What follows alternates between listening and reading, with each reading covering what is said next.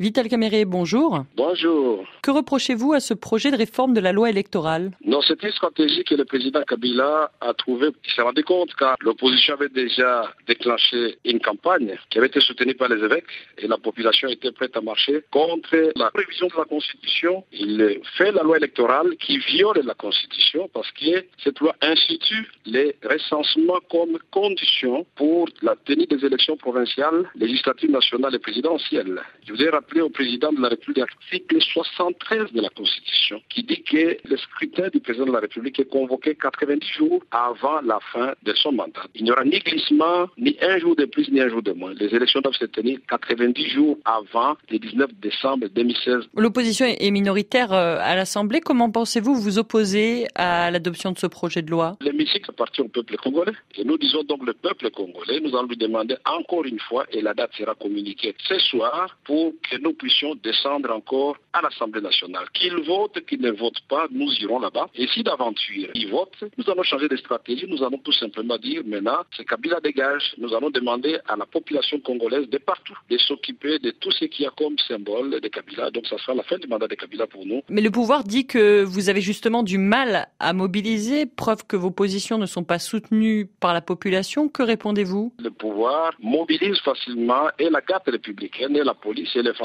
contre une population qui n'est pas armée. Mais malgré ça, les images ne trompent pas. Les vaillants jeunes de Kinshasa sont venus braver les policiers. Il y a eu de blessés, il y a eu mort d'hommes. Oui, mais lundi, lors de la manifestation, vous n'étiez que quelques centaines devant le Parlement. Ça, c'est votre radio qui a dit ça devant le Parlement. Mais il y avait un attroupement au niveau de Rond-Point Victoire, au niveau de Kimpanza, devant mon siège du parti, les sièges de Franck Diongo, les sièges de José Makila et tous les autres. Que ça soit 300, que ça soit 300 000, que ça soit 1 million, c'est l'esprit. Aujourd'hui, les Congolaises et les Congolais, est-ce qu'ils veulent un troisième mandat pour Kabila? Non. On a vu que plusieurs rassemblements ou activités d'ailleurs de l'opposition avaient été empêchés par les autorités. Avez-vous tenté des recours par rapport à cela? Non. Pour le moment, nous sommes déterminés à affronter les forces de l'ordre, à affronter Kabila. Et donc, nous allons demander aux Kinoises et Kinois, au peuple congolais de chasser la peur. Nous allons l'affronter parce qu'il s'agit pour nous et à la fois d'appliquer l'article 23 de la Constitution et l'article 64 de la Constitution. L'article 23, nous devons jouir de notre liberté de manifester, de parler et d'aller devenir. L'article 64,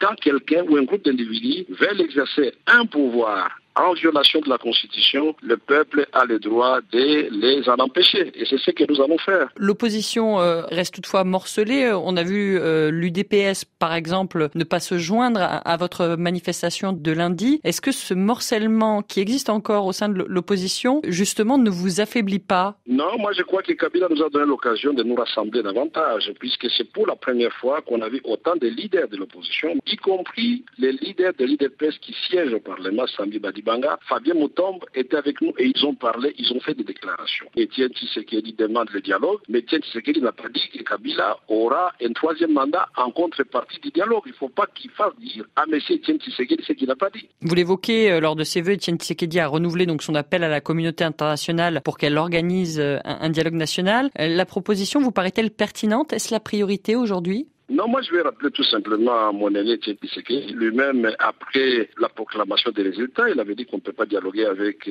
Kabila puisqu'il ment comme il respire. C'est ça le problème. Je crois que le président Etienne Tshisekedi prête la bonne foi à Kabila et il est en train de se tromper à mon avis. Moïse Katumbi, le gouverneur du Katanga, a pris ses distances avec le président Joseph Kabila. L'appelez-vous à rejoindre l'opposition et pourrait-il être un candidat acceptable justement pour vous? Une chose à la fois, tout ce que nous disons au gouverneur du Katanga, Moïse Katumbi, il a fait une déclaration qui rencontre ce que nous avions déjà dit avant, pas de troisième mandat. Maintenant, il est l'objet des injures à la télévision, des tracasseries de tous ordres. Je lui dis, mon cher Moïse, il est temps que vous puissiez dire au président Kabila, monsieur le président, j'assume ma position, je quitte la majorité présidentielle, je vais dans l'opposition et nous allons l'accueillir à bras ouverts. Vendredi, cela fera 14 ans que Laurent Désiré Kabila a été assassiné. En 2002, ils sont plus d'une centaine à être présentés devant une cour martiale pour ce crime. Beaucoup sont encore en prison, alors qu'en 2013, la Commission africaine des droits de l'homme et des peuples a statué sur ce cas, estimant que les droits des condamnés avaient été violés, qu'un traitement inhumain leur avait été réservé, et la Commission avait recommandé leur relax. Depuis, rien. Qu'est-ce que le gouvernement devrait faire selon vous?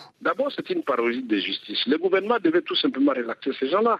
Les Edi Kapen, les Leta Mangasa, les Nono Lutula, tous les jeunes gens d'ici de Kivu, ils sont en train de moisir pendant 14 ans, comme ça, en prison. Nous disons, c'est criminel de la part des autorités congolaises. Et le président de la République sait très bien que nous aime appeler, j'étais son fils. Mais je ne dois pas pour autant accepter que les innocents continuent à croupir en prison. C'est l'occasion aussi d'exiger la libération du secrétaire général de mon parti, Ewanga, qui a été arrêté injustement, et de Diomi Ndongala et du représentant de l'UDP Sambujema Kabati et Mike Mukebayi, votre confrère le journaliste, qui a été arrêté pour tout simplement avoir donné son point de vue sur une question d'actualité. Vital Kamerhe, merci. C'est moi qui vous remercie.